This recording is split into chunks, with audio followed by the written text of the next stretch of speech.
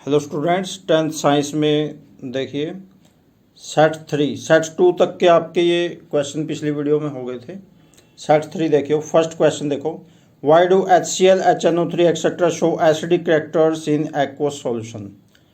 Y solutions of compounds like alcohol and glucose do not show acidic character? तो देखो, aqueous solution ये शब्द बार बार आएगा। ये वाला एक्वा कहते हैं पानी को, तो एक्वस सॉल्यूशन कहते हैं पानी के घोल को। किसी चीज़ को पानी में घोल दें तो वो उसका एक्वस सॉल्यूशन बन जाएगा। तो HCl और HNO3 ये एसिड होते हैं, इनको पानी में घोल दें तो ये एसिडिक कैरेक्टर दिखाते हैं। जबकि अल्कोहल को, ग्लूकोज को पानी में घोल दें तो वो एसिडिक कैरेक्टर नहीं, वो एसिड नहीं होते। तो इसका कारण सीधा सीधा ये है कि जो भी एसिड है उसको पानी में घोलने पर वो H+ आयन निकाल लेगा, और जो एसिड नहीं है वो H+ आयन नहीं निकाल लेगा। बिल्कुल सिंपल है। तो HCl, HNO3 इनको पानी में एक्वस सॉल्यूशन बनाते हैं इनका, तो they produce H+ ion in water solution, H+ ion बनाते हैं। जबकि जो अल्कोहल है, ग्लूकोज है, they do not gate ionised, way ionised नहीं हो, यानी आयन नहीं बनता, H+ आयन नहीं बनते उनमें, और वो एसिडिक कैरेक्टर इस कारण नहीं दिखाते। बिल्कुल सिंपल है। तो इसी कारण उनमें से करंट भी पास नहीं होगा। अल्कोहल और ग्लूकोज में से करंट पास नहीं होगा। क्यों नहीं होगा? ये नेक्स्ट क्वेश्चन है। नेक्स्ट क्वेश्चन आएगा, why does aqueous solution of acid conduct electricity? तो एसिड का जो एक्वस सॉल्यूशन है वो इलेक्ट्रिसिटी कंडक्ट क्यों करता है?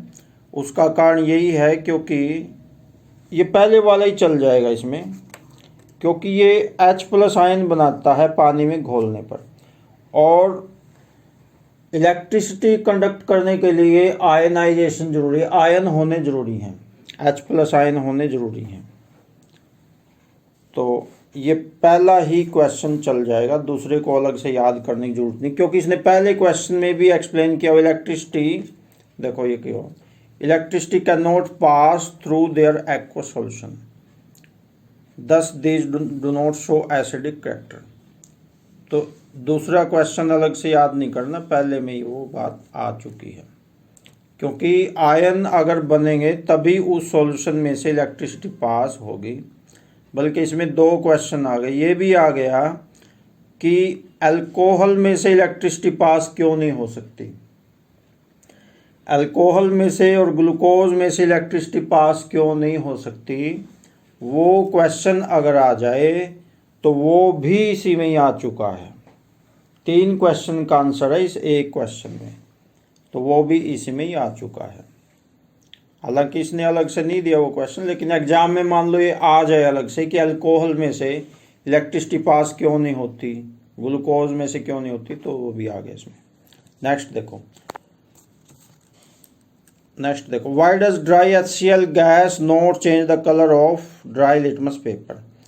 सूखी HCl गैस है जो, वो सूखे लिटमस कागज का रंग क्यों नहीं बदलती है? तो लिटमस से कलर चेंज आपको लैब में करवाया हुआ, हर साल करवाते हैं आपको लैब में। जो एसिड्स होते हैं वो ब्लू लिटमस को रेड कर देते हैं, लेकिन उसके लिए शर्त है कि सूखा हुआ नहीं होना चाहिए। ना तो एसिड सूखा हुआ हो, ना ही लिटमस सूखा हुआ हो। या तो लिटमस गीला होना चाहिए या एसिड गीला हो, यानी या तो एसिड में पानी मिक्स हो या फिर लिटमस में पानी मिक्स हो, तभी कलर चेंज होगा। अगर दोनों सूखे हैं तो नहीं होगा कलर चेंज। तो ड्राई सूखी HCl गैस चेंज नहीं करती। क्यों नहीं करती? क्योंकि सूखा अगर है तो उसमें H+ आयन नहीं निकलेंगे, और H+ आयन नहीं निकलेंगे तो वो एसिड नहीं है। ड्राई HCl गैस जो होती है वो एसिड नहीं होती। वो अगर उसमें मॉइस्चर आएगा, पानी में मिक्स होगी, तभी वो एसिडिक कैरेक्टर दिखाएगी, तभी वो एसिड होगी। सूखा कोई भी चीज़ एसिड नहीं होगा। पानी में मिक्स होके H+ आयन निकलेंगे तब वो एसिड बनेगा, ये ध्यान रखना है। फोर्थ क्वेश्चन देखो, while diluting an acid why is it recommended that the acid should be added to water and not water to acid? कि जब पानी, मान लो एसिड गाढ़ा है, उसको हल्का करना है, डाइल्यूट करना है, तो उसमें पानी मिक्स करेंगे। तो पानी मिक्स करते टाइम ये देखना है कि पानी में एसिड डाल सकते हैं, एसिड में पानी नहीं डाल सकते। Not water to acid, acid ले लिया, उसमें पानी नहीं डाल सकते, पहले पानी लेके उसमें एसिड डाल सकते हैं। तो ऐसा क्यों? बात तो बराबर ही है, चाहे पहले पानी डाल लो चाहे एसिड डाल लो, बात तो वही है। लेकिन बात वही नहीं है, यहाँ पे नहीं है। जैसे दूध में पानी या पानी में दूध, वहाँ तो कोई फर्क नहीं पड़ेगा, लेकिन यहाँ पे पड़ेगा। यहाँ पे तो हंगामा हो जाएगा अगर एसिड में पानी डाल दिया तो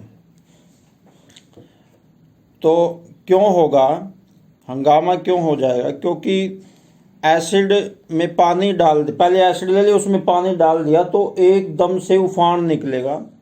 और अगर ज़्यादा क्वांटिटी है तो वो उफान डालने वाले के मुंह पे आएगा, सीधा डालने वाले के मुंह पे एसिड आ जाएगा। और मुंह पे एसिड आ गया तो मुंह खराब, जल जाएगा सारा, उसका सारी स्किन उसकी जल जाएगी, हड्डियां दिखने लग जाएंगी। तो ये कारण है, क्योंकि ये एक एक्सोथर्मिक रिएक्शन है।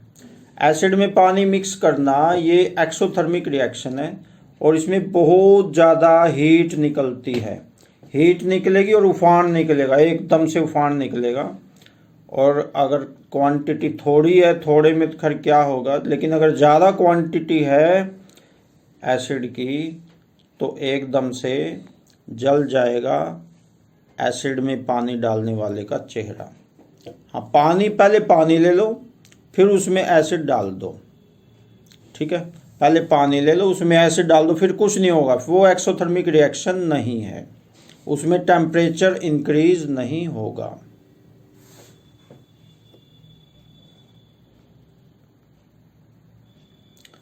तो नेक्स्ट देखो, how is the concentration of hydronium ion affected when A solution of N acid is diluted? तो कोई भी एसिड है उसको डाइल्यूट करते हैं, डाइल्यूट करने का मतलब उसमें पानी मिक्स करते हैं, तो जो आयन्स हैं वो तो कम हो जाएंगे, सीधी सी बात है। पानी मिलाएंगे तो आयन्स कम हो जाएंगे, यही इसका आंसर है। Per unit volume the concentration of ions, total ion तो उतने ही रहेंगे, लेकिन पर यूनिट वॉल्यूम के हिसाब से कम हो जाएगा। टोटल तो उतने रहेंगे। जैसे एक गिलास दूध है, उसमें 2 गिलास पानी डाल दिया, तो 1 गिलास दूध तो रहेगा ही, जो पहले था वो दूध थोड़ी खत्म हो जाएगा पानी डालने से, दूध तो उतना ही रहेगा। लेकिन पर यूनिट वॉल्यूम में दूध कम हो जाएगा, ये सिस्टम है। तो जैसे चाय बनानी है, तो पहले अगर आधा कप दूध से चाय बन जानी थी, वही चाय फिर आधे कप दूध से नहीं बनेगी, फिर ज़्यादा दूध डालना पड़ेगा, क्योंकि वो ज़्यादा पानी वाला दूध है, वो ज़्यादा उसमें पानी मिक्स हुआ है, ये कारण है। नेक्स्ट देखो, how is the concentration of hydroxide ion affected when excess base is dissolved in a solution of sodium hydroxide? तो देखो, when excess of base is dissolved in solution of sodium hydroxide, जब sodium hydroxide है उसमें access base और base डाल दिया, तो जो OH माइनस आयन्स हैं पर यूनिट वॉल्यूम के हिसाब से उनकी मात्रा बढ़ जाएगी। बस यही इसका आंसर है, सिंपल है बिल्कुल। देखो, बेस में होते हैं OH माइनस आयन्स, बेस में होते हैं OH माइनस आयन्स, और एसिड में होते हैं H प्लस आयन्स या H3O प्लस। देखो, बेस में तो होते हैं OH माइनस आयन्स, ये याद रखना भी, और एसिड में होते हैं H प्लस या H3O प्लस, ये होते हैं। OH माइनस को तो कहते हैं हाइड्रोक्साइड आयन्स, और H प्लस को कहते हैं हाइड्रोजन आयन्स, और H3O प्लस को कहते हैं हाइड्रोनियम आयन्स। तीनों के नाम भी आपको याद होने चाहिए। हाइड्रोक्साइड, हाइड्रोजन और हाइड्रोनियम आयंस। तो अभी आज इसने आपने सेट 3 के क्वेश्चंस करने, ये आपने लिखने भी हैं, आप ये फेयर कॉपी बना लो, सारे क्वेश्चंस को आपने लिखना भी है और याद भी करना है। तो अब इस वीडियो में इतने रहेगा। Okay, thanks.